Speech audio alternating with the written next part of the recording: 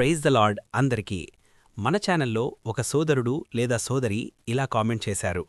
అన్నా, వాక్యం ఎంత చదివినా నాకు అర్థం కావడం లేదు, నాకోసం ప్రార్థన చెయ్యండి అని. నిజానికి ఇది చాలామంది ఎదుర్కొనే సమస్యే. బైబిల్ అనేది కేవలం ఒక పుస్తకం కాదు, అది దేవుని శ్వాస.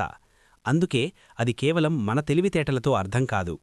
ఈరోజు ఈ వీడియోలో వాక్యం అర్థం కావాలంటే మనం ఏం చేయాలో చూద్దాం. చివర్లో మీ అందరి కోసం నేను ప్రత్యేకంగా ప్రార్థన చేస్తాను. వాక్యం ఎందుకు అర్థం కాదు? 3 ముఖ్యాంశాలు. ప్రార్థన లేకుండా చదవడం. బైబిల్ రాసింది పరిశుద్ధాత్మ దేవుడు.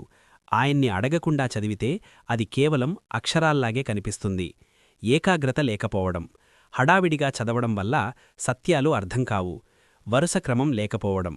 ఎక్కడ పడితే అక్కడ చదవడం కాకుండా ఒక క్రమపద్ధతిలో, ముఖ్యంగా కొత్త నిబంధన నుండి ప్రారంభించాలి. పరిష్కారం, టిప్స్. అడుగుదాం. ప్రభువా, నీ వాక్యం నాకు అర్థమయ్యేలా నా మనోనేత్రాలను తెరువు అని చిన్న ప్రార్థన చేసి మొదలుపెట్టండి. ధ్యానం చేద్దాం. ఒకేసారి అధ్యాయాలు చదవకుండా ఒక్క వచనం చదివినా అది మీ జీవితానికి ఏం చెప్తుందో ఆలోచించండి. పరిశుద్ధాత్మ సహాయం. ఆయన మనకు బోధకుడిగా ఉన్నాడు. బలమైన ప్రార్థన. మహాపరిశుద్ధుడా, ప్రేమగలిగిన మా పరలోకపు తండ్రి, నీ పరిశుద్ధ నామానికి స్తోత్రాలు. నాయనా, ఈ సమయమందు నీ సన్నిధిలో మోకరిల్లి నీ వాక్యం అర్థం కాక సతమతమవుతున్న నీ బిడ్డల కోసం ప్రత్యేకంగా ప్రార్థిస్తున్నాను. మహోన్నతుడైన మా పరలోకపు తండ్రి, నీకు స్తోత్రాలు. నాయనా, ఈ వీడియో చూస్తున్న నీ బిడ్డను బట్టి, ముఖ్యంగా వాక్యం అర్థం కావట్లేదు అని బాధపడుతూ ప్రార్థన కోరిన నీ బిడ్డను బట్టి బ్రతిమాలుకుంటున్నాను. ప్రభువా, నీ వాక్యం పాదములకు దీపము, త్రోవకు వెలుగు అని సెలవిచ్చావు. అవును తండ్రి, నీ బిడ్డ మనోనేత్రాలను ఇప్పుడే వెలిగించమని అడుగుతున్నాను. అంధకార శక్తులు, గందరగోళపరిచే ఆత్మలు నీ బిడ్డ మనస్సును తాకకుండా యేసునామంలో బంధిస్తున్నాను. దేవా, నీ బిడ్డ బైబిలి తెరిచినప్పుడు పరలోకపు మర్మాలను బయలుపరచండి. పరిశుద్ధాత్మదేవా, నీవే బోధకుడిలా ఉండి ఒక్కో మాటను హృదయంలో ముద్రించండి. చదివిన వాక్యం కేవలం అక్షరముగా కాకుండా అది ఒక జీవముగా మారి వారి జీవితాలను మార్చాలని ప్రార్థిస్తున్నాను. వాక్యం చదవాలనే ఆసక్తిని, దాహాన్ని ఇప్పుడే పుట్టించండి.